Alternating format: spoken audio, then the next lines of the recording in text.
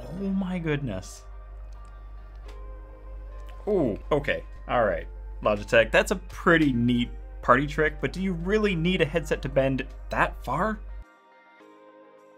Now, Logitech released the second generation of the wildly popular budget headset for gamers, the Astro A10. This new generation comes with a complete redesign and smaller drivers. They are 35mm neodymium compared to the previous version's 40mm. All is well though, because as I have stated in previous videos, when it comes to headphone drivers, bigger is not always better. When you compare these to higher end headphones, they sound, well, very budget. But when compared to other budget options, these sound pretty sweet. The bass is present, but could be fuller, and the mids and highs are very established and not overly ear-piercing, providing gamers with a solid audio experience. The microphone is decently Logitech. I mean, they're pretty well known for having pretty good audio pickup. And that microphone is on a very flexible arm, allowing you to get that microphone right next to your mouth. When compared to something like the Arctis 7s here, you can see that the microphone does flex and bend, but it doesn't stay put.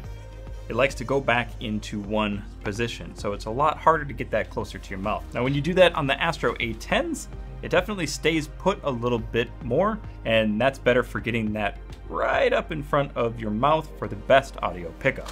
Muting the mic on this is as simple as flipping up the arm, and this is surprisingly effective when compared to a button found on higher end headsets.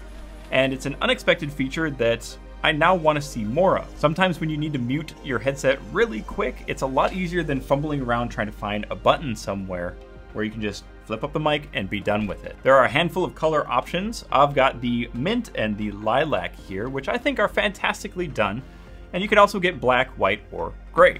I'm starting to see more and more of these pastel colors making their way into the gaming segment, and I think it is a pretty sweet trend. Now, it fits nicely with this Ducky 1.3 Fuji keyboard, and if pastel is your theme, then the A10 will fit right in. Now let's talk about comfort.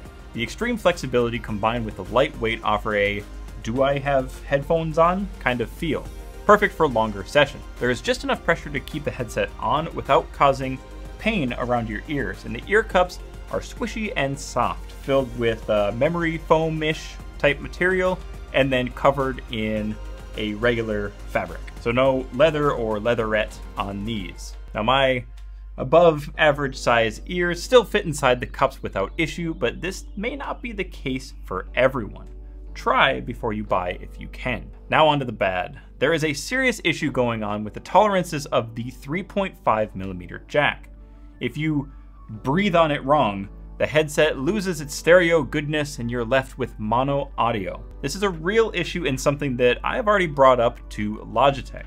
It might actually warrant sending out replacement cables. The only other thing that bothered me is the fact that this headset is absolutely focused on smaller head sizes. Now, I maxed out the adjustment of this, and the bottom of the ear cups still touch the bottom of my ears. Now, I don't have an unusually large head, so make sure you take this into account before you head out to buy a pair. Now, the flexibility that works so well for getting these adjusted to your head is also going to help for durability, because there is no adjustment for the ear cups left and right, which means that if you throw these into a backpack or some luggage, you can't fold them flat and they don't have a case. So you're left with hoping that that amount of flexibility protects them from breaking. And I think the materials that they used and the fact that it does move so freely is definitely going to lead to them lasting a little bit longer. The microphone arm with this kind of rubberized material and extreme flexibility definitely gives you some extreme adjustments for, well, wherever you prefer to have your mic. And the ear cups do offer a little bit of up and down adjustment there, just for different head shapes. The padding on top is soft and comfortable. At no point did any of the edges dig into my head. And with the light weight, it really didn't feel like I had a headset on at times, which is very nice for a budget headset. Now, just so you can hear that microphone for yourself, I'm going to be putting these on, saying a quick blurb here, and then switching over to the Arctis Series 7, and then onto Logitech's own Pro VR headset. Okay, so here is the Astro A10 Gen 2 microphone. We will also be comparing it to the Arctis Series 7 microphone and Logitech's own Pro headset, and that is it's the VR version that I got for the Oculus.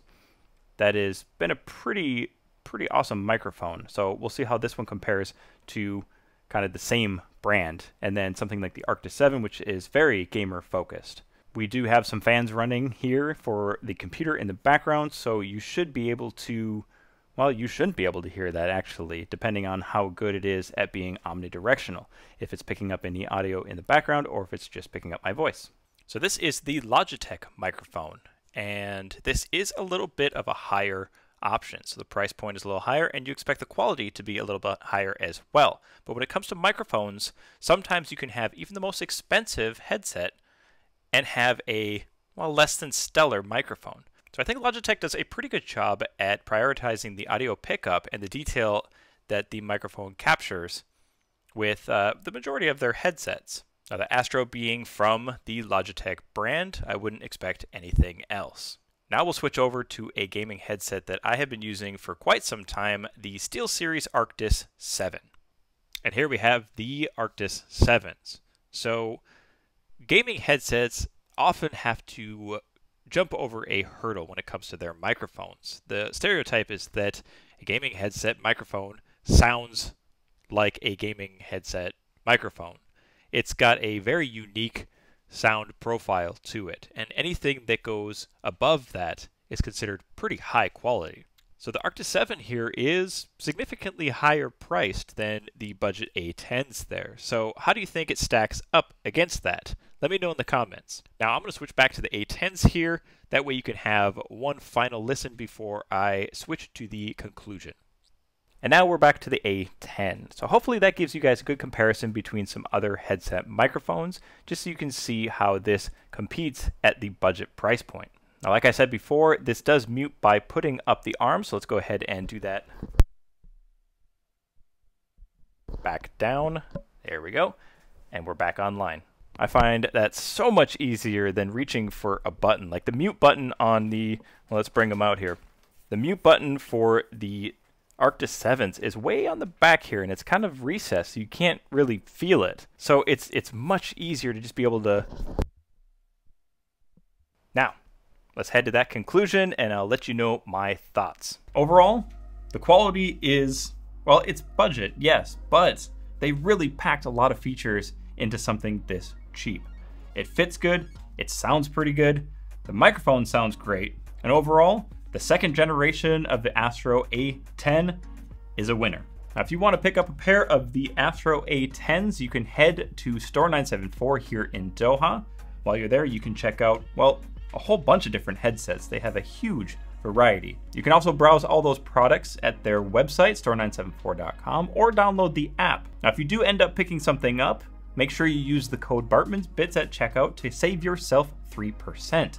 3% of that also comes back to helping out this channel. I want to thank you guys for watching, and I'll see you in the next one.